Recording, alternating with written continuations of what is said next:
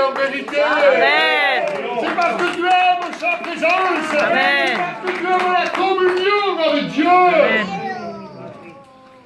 Te le promets, je te le promets. Si toi tu corresponds à cela, la bénédiction de Dieu est derrière toi. La gloria de Dios está encima de tu vida. Amen. C'est important.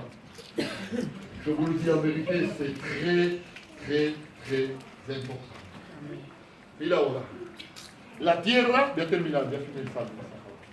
La terre, elle est remplie d'eau.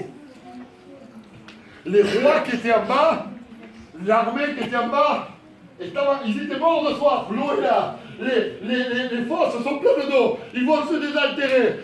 Parce qu'ils étaient fatigués. En fait, le fait de boire de l'eau, de se rafraîchir, ça les contrafuerte otra vez. Mira lo que he puesto, mira que nota. Mais Gilles, ¿por qué, pastor? Pour certains, la bénédiction est une gloire. Mais pour le pécheur, elle est une malédiction.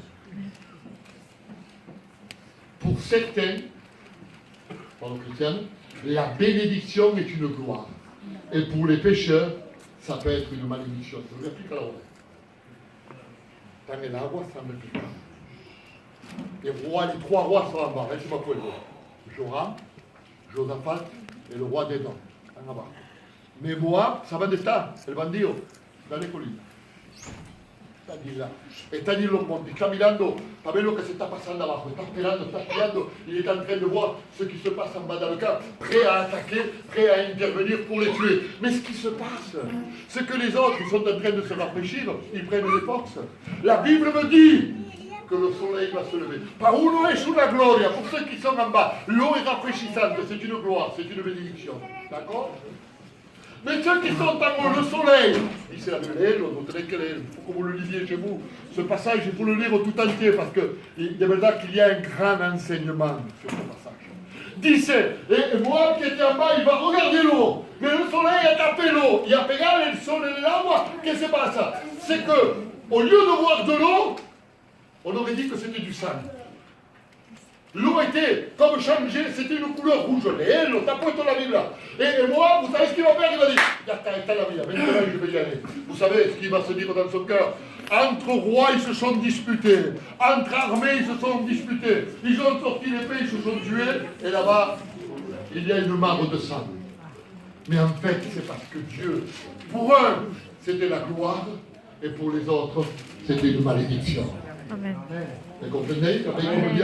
Ahora, ¿qué va a hacer moi? Il va descendre de la colline, il va descendre. Il va dire maintenant, nous allons pouvoir les vaincre. Nous partons en victorieux, on va bajar con los soldados. Mais quand ils vont arriver en bas, le valle, dans la vallée, ils vont se tromper parce qu'au lieu d'être fatigués, le roi Josaphat et le roi Joram et le roi d'Édom et toute leur armée, au lieu d'être fatigués, ils étaient en pleine force. Et quand ils sont arrivés, ils ont tué le roi. Han tenido la victoria. Amén. No sé si me habéis entendido. Amén. Pero es Amén. grande lo que se está diciendo. Mais vous savez pourquoi en fait toutes ces choses-là? Parce qu'il y a eu de l'obéissance. Les victoires sur notre ennemi, on va les remporter quand nous allons être obéissants. Plus nous allons être obéissants, plus nous allons voir la gloire de Dieu se manifester dans nos vies. Alors moi j'ai un conseil à vous donner ce soir. Soyez obéissants. Et vous savez, si on continue dans ce livre, les livres des rois, à un moment donné, au chapitre 4, si vous avez la Bible, prenez le chapitre 4. Il y a une histoire qui est magnifique dans ce livre. Une femme d'entre les femmes des fils des prophètes. C'est la continuité de l'histoire, c'est dans le même thème, c'est dans le thème de l'obéissance, de la soumission et de la foi.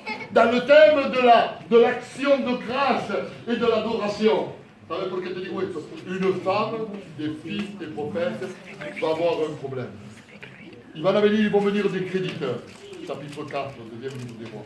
Va venir un créditeur pour qu'elle ait dîner, lui doit de l'argent. Ils vont vouloir prendre un créancier, ils vont vouloir prendre ses enfants. Et elle va faire quelque chose de très particulier. Elle va faire appel à Élisée. va invocar el cielo, va llamar el cielo. Il va lui faire connaître son problème à Élisée. Et Élisée va lui dire, que se passe-t-il? Je paraphrase, là, et d'autre manière que l'on disait. Que se passe-t-il? Il dit, voilà, les créanciers vont venir chez moi. Il dit, mais je n'ai rien, je n'ai pas d'argent, ils vont prendre mes enfants. Il les dit, écoute bien, les dit, et l'homme de Dieu, va chez tes voisins. Ouais. Dice, et demande-leur, comment se dit en Massica? Des vases. Des jarres. Demande-leur des jarres, non pas un petit nombre.